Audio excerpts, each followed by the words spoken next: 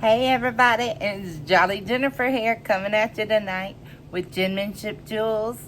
I know I normally do some type of video of crafting or doing diamond painting, you name it, what have you, but tonight I'm excited. I'm going to show y'all some stuff shy.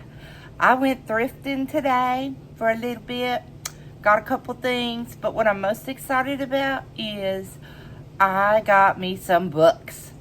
I am a voracious reader, and I got all different kinds of books, and so I'm going to unbox them with you, and we're going to kind of read a little bit about them and separate them by maybe author or genre or who knows what, and see what we got here. So come with me and let's join in. Okay. First we have by Debbie McComber, Hannah's List. Most of us have probably heard of Debbie McComber by now. She's been around for quite a while. And this book seems to be quite interesting. Just a little bit of the prologue. If you happen to hear any background noises, it'll be either the dishwasher or my puppy dog, so I apologize, but you know I'm busy lifing. I'm sure you are too. This one says, on the anniversary of his beloved wife's death, Dr. Michael Everett receives a letter Hannah had written him. In it, she reminds him of her love and makes one final request, an impossible request. I want you to marry again. She tells him he shouldn't spend the years he has left grieving her. And to that end, she's chosen 3 women she asks him to consider. And then it goes on to give you all 3 women and a little bit about them. And so I think this is going to be a great read. And it is a large print book, which really helps me as I am visually impaired. But not everything I got was large print. Hint, hint. Okay, this one is by Susan Wiggs, The Lost and Found Bookshop. I'm not familiar with this author, so if you are, please leave me a comment. Let me know something, what you think. I will ask you to like, share, comment, subscribe, ring the bell, repost, do all those things. Follow me, I can follow you. You know the drill. Let's grow and glow together. This one says, if you had to start over, what would you do and who would you be? In the wake of a shocking tragedy, Natalie Harper inherits a charming but financially strapped bookshop in San Francisco. She also becomes the caretaker for her grandfather, Andrew, who grew up in the historic Perdita Street building that houses the store. Grandpa Andrew has begun to struggle with memory loss, and Natalie plans to close the bookstore and sell the building to pay for his care. There's only one problem. Her grandfather owns it outright and refuses to sell. And then this continues on. Now, this is not an actual large print, and it's also not a author I'm familiar with, so I'm going to put it in a separate stack. I'm curious to see what I actually wind up with in the end. Okay, this one says, I got this one thinking of my roommate, but we shall see. This is called Murder Boogies with Elvis. Okay, a Southern Sisters Mystery by Ann George.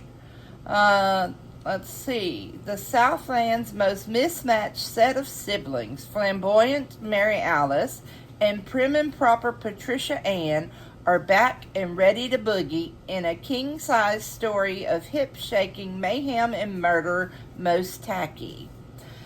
At an age when most women are slowing down, oversized, over-the-top Mary Alice, aka Sister, is always on the lookout for the next good time and the next husband. She kind of reminds me of my granny, but anyway. Now Sheriff Virgil Stuckey is in line to become Sister Mr. Number 4, which has practical Patricia Ann's level head filling to the brim with 1,000,001 pre-wedding details. But first, there is another important occasion the sisters are looking forward to attending. A gala benefit to raise money for restoring one of Birmingham's unnatural wonders, a towering metal monument to the god Vulcan lately fallen into despair. Okay, so this is someone that I'm also not familiar with, and it is not an actual large print. So again, I'm going to put that here with our Lost and Found bookshop. Okay, next we have back on Blossom Street. Excuse me, I got to get a sip of water here. Y'all forgive my table. If you've seen my other videos or anything, you know that as a crafter, I do indeed make a mess. This is Debbie McComber back on Blossom Street, and it says, there's a new shop on Seattle's Blossom Street, a flower store called Susanna's Garden. My great-grandmother's name was Susanna. Right next door to A Good Yarn. Susanna Nelson, the owner, had just hired a young widow named Colette Blake a couple of months earlier. Colette had abruptly quit her previous job after a brief affair with her boss. To her dismay, he suddenly began placing weekly orders for flower arrangements. Okay, don't know what that's going to be, but we shall see. To be continued. Let's see. Okay. Yeah. Okay.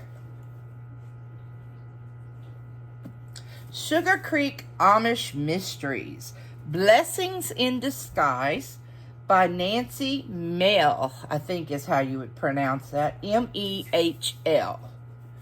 Okay, let's see what it tells me. I absolutely love Amish books. Any and all styles. And I do like this. It's an Amish proverb. I'm going to read you from the inside.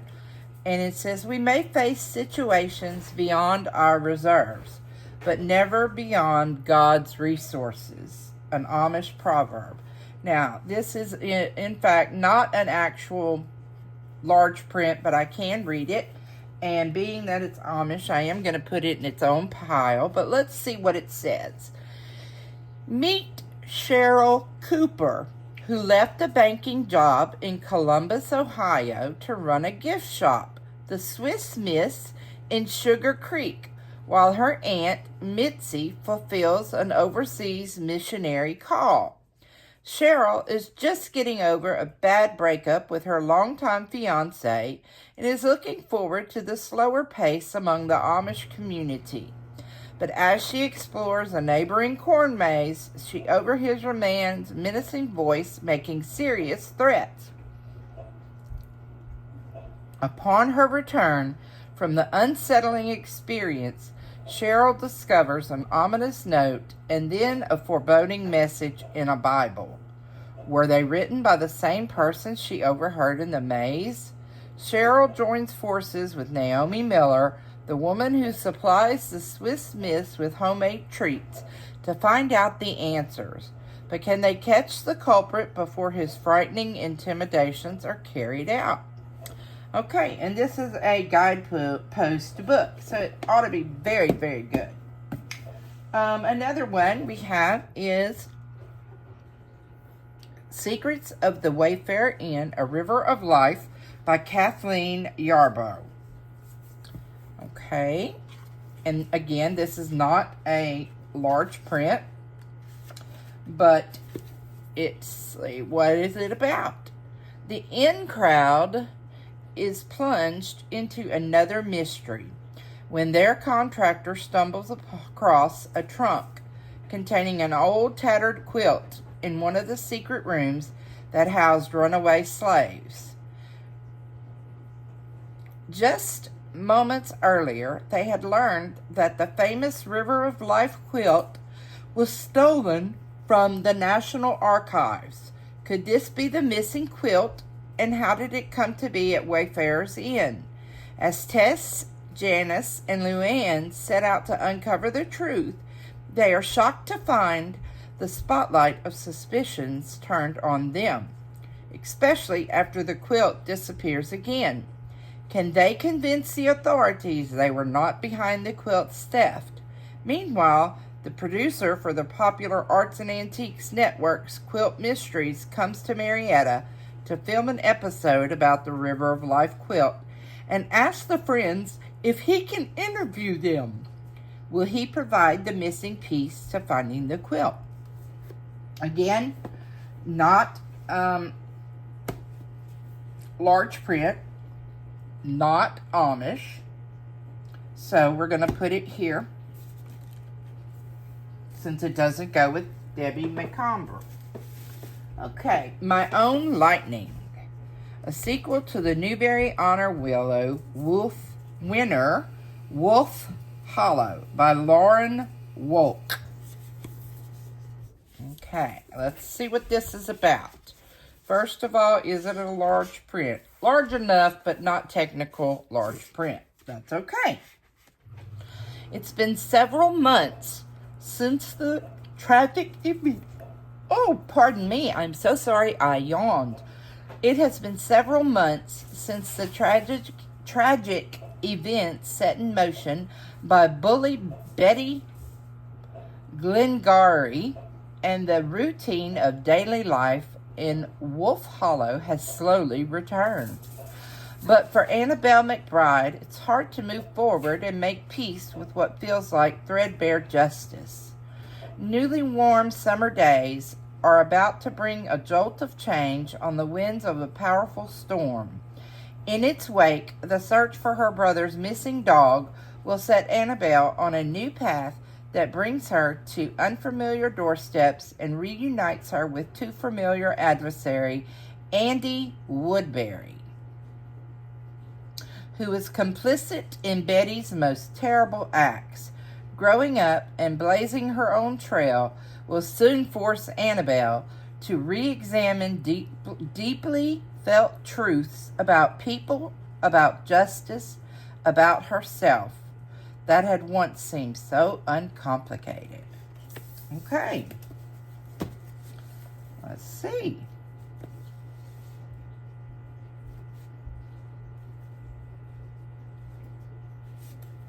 Trying to decide where I want to put certain things. Forgive me, y'all. And I apologize. It seems as if I cannot speak tonight without stumbling over my words. I know I've read this book. I don't know how many times. But this was the first time I found it at a thrift store in hard copy. It's nothing against paperback books. I have several in my bag. But there's just something about a hardback book sometimes. And this is The Longing by Beverly Lewis. 6 weeks. Their courtship has ended. What will tomorrow bring? 6 weeks have come and gone since Caleb and I said our last goodbyes. And it's nearly time to plant peas and carrots. Time to press on in other ways, too, as I look ahead to joining the New Order Church this fall. Honestly, a great yearning has entered my heart, lingering there in the deepest part of me, warming me as I learn to live under the mercy of amazing grace. There are moments, though, when I think of the love Caleb Yoder and I once had and what is now lost to us. At such times, I simply knead the bread dough harder, trying not to fret. With God's help and my family and friends, I'll move forward. There's no denying it has been a long winter here in Honeybrook, with far too much heartache all around. But I feel as if I'm holding my breath sometimes, waiting for the change of season to bring new life. Wouldn't it be nice if we could all say, with God's help and my family and friends, I'll move forward. The Longing by Beverly Lewis.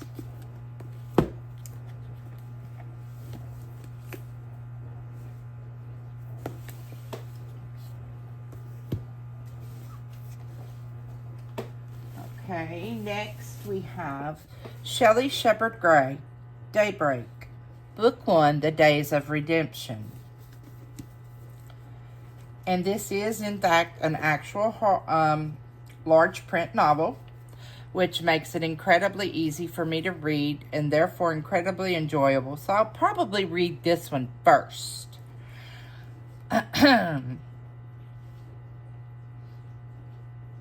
Shelley Shepherd Gray's Daybreak, the first in an exciting series, involves 3 generations of an Amish family about to discover nothing is as perfect as it seems. Viola Kem's job at the Mennonite retirement home leads to an unlikely friendship with Atlee Beachy, a man whose son is a dedicated missionary. Viola understands the importance of such work, yet she is incensed that he has left Atlee in the hands of strangers. But when Ed pays an unexpected visit, her passionate rebuke stirs an attraction neither can deny. What will Viola do when her family is torn apart by her grandmother's secret past and her father's secret passion?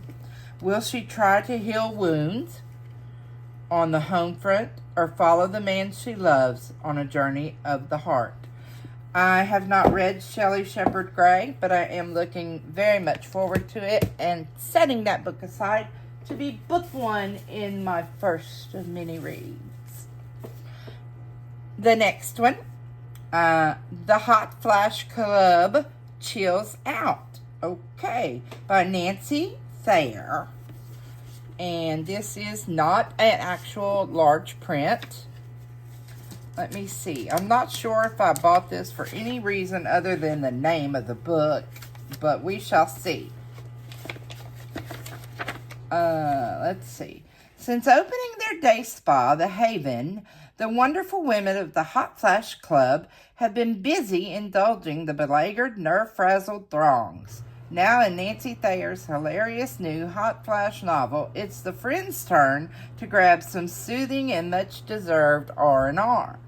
When a longtime Haven client asks the gals to house-sit her Nantucket hideaway for the summer, they are beyond thrilled. The cozy island enclave is the perfect place to shop, swim, chill, and plan Marilyn's upcoming wedding to Ian, her Scottish fiancé. And Marilyn desperately needs the break as Ian's grown son has crashed at the couple's place with no departure date in sight. Soon after their arrival, the other hot flashers surrender to their own summer adventures. Shirley entertains a steamy dalliance with a scruffy, sexy local fisherman that could lead to something deeper. Faye finds her dream house, but restoring it could be a costly nightmare. Craft maven Polly is enthralled by the island's bounty, from shell art to lightship baskets, and even hard-boiled Alice swoons with romance. Or is it seasickness? And then the description keeps going on.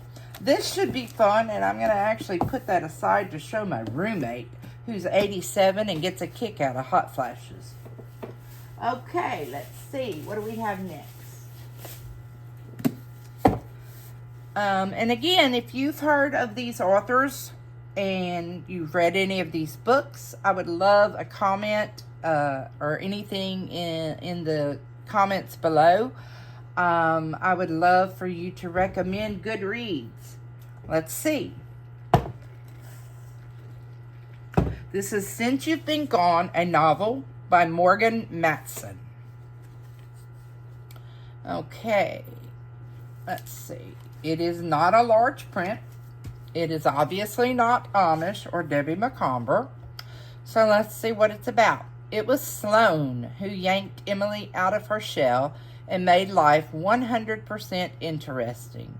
But right before what should have been the most epic summer, Sloane just disappears. All she leaves behind is a to-do list.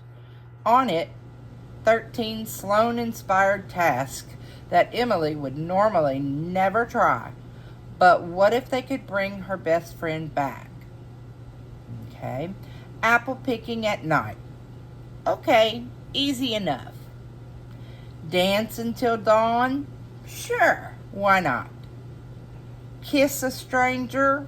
Emily now has this unexpected summer and the help of Frank Porter, who's totally unexpected, to check things off of Sloane's list.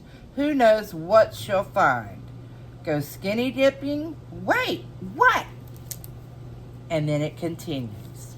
So again, this is not Amish. It is not Debbie McComber.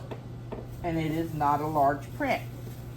Boy, that pile's getting bigger. Good thing I got new glasses. Praise God. Alright, let's see what else is in the bag here. And when I tell y'all, my roommate really wanted to get into the bag. And I told her, nope. Because I knew I had to wait and share it with all of you first. Okay. Now, these are two short novels by Effie Leland Wilder. The first is called Out to Pasture, but Not Over the Hill. Okay? And these are indeed large print. And the first one says, this charming first novel by 85-year-old Effie Leland Wilder. Oh, wow. And my roomie is 87. I need to tell her it's time for her to write a book. It stars Hattie McNair, an inveterate journal keeper, an eavesdropper extraordinaire. Hattie's humor and indomitable spirit make Out to Pasture an amusing and heartwarming look at the often avoided topic of aging. Hattie lives in Fair Acres Home, a retirement community in South Carolina. Over dinner one night, Hattie overhears a fellow resident planning her own funeral, complete with a caterer, so her daughter-in-law's potted meat pate does not make the funeral goers sorry they came. Hattie begins her journal the same evening to capture the whole absurd scene, and so begins the story of Hattie's experiences out to pasture. Okay, that ought to be good. And yes, my roommate can read it, but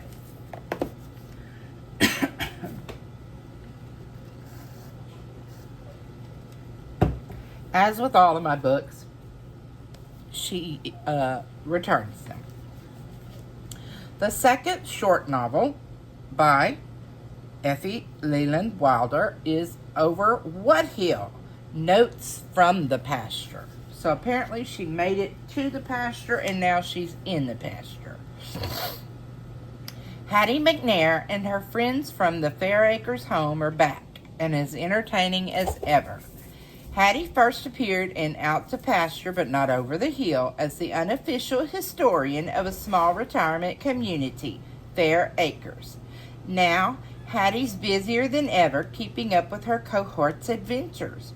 Romance is in the air, on the inside, and new faces on the outside soon become a crucial part of the Fair Acres family. Hattie's writing career takes an exciting turn, but she continues to record the Fair Acres follies. As different generations draw together, Hattie's insights are as humorous and as poignant as always. Okay.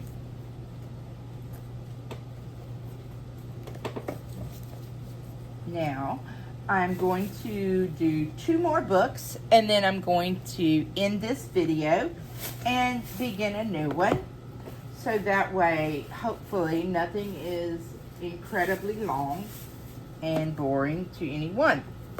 Okay, the next book is by Ann Rivers Siddons, and it is called Off Season. It is not an actual large print. And the reason I'm telling you this is because, dear listeners, it's like me being visually impaired. I know there are others out there who are. And so if the novel is really good or it's something you've read and maybe you want to look it up online based upon what you hear from the little brief synopsis I share, you can look it up and say, okay, yes, this is available in large print if I need it, or if my neighbor needs it, or my sister who lives 3 states over. I just want you to know ahead of time whether I have it in large print and therefore it is available, or whether I don't and you can maybe get it. So let's see, off season.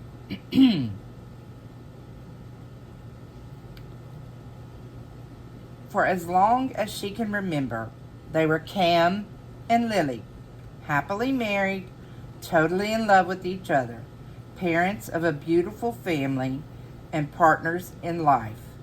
Then, after decades of marriage, it ended as every great love story does, in loss.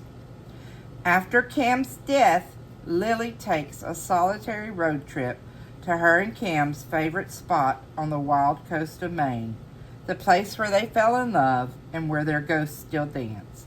There she looks hard to her past, to the simple joys of childhood, to a first love that ended in tragedy, to falling in love with Cam, to a marriage filled with exuberance, sheer life, and safety, to try to make sense of her future.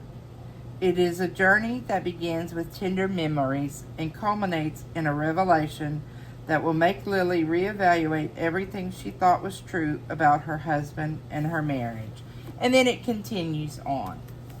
So, not large print, not Amish, but definitely sounds good. Okay, and then the last book I'm going to do in this particular video is The Bridge of Peace, an Ada House novel by Cindy Woodsmall. Cindy Woodsmall is absolutely one of my favorite authors, along with Beverly Lewis and Wanda E. Brunstetter and Debbie McComber and Johanna Lindsay, and I could go on, but I love her books. The Bridge of Peace.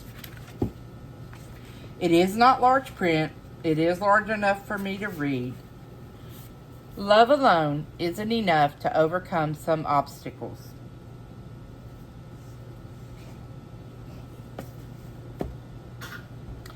Lena Kaufman is a young, old-order Amish schoolteacher who has dealt all her life with a tension raised by a noticeable birthmark on her cheek.